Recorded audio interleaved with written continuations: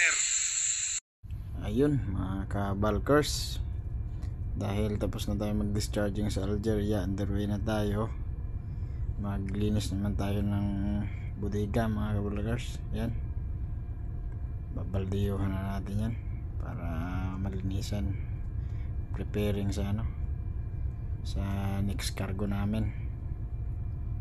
Si water muna yan, inuuna namin mga ka-bulkers, baldiyo yan, tapos si water yan, fresh water naman mga ka-bulkers, para maalis yung mga asin-asin hanggang sa maabot lang ng ng pressure ng fresh water namin. Hanggang dyan lang sa lang maabot, dun lang yan.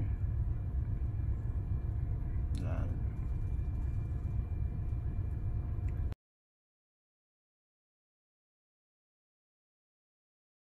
Oh yeah.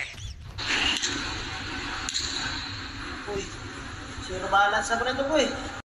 Bali konti na lang lilisin yan mga ka-bulkers, dahil pinasama namin sa bridges yung kargada pag pump out.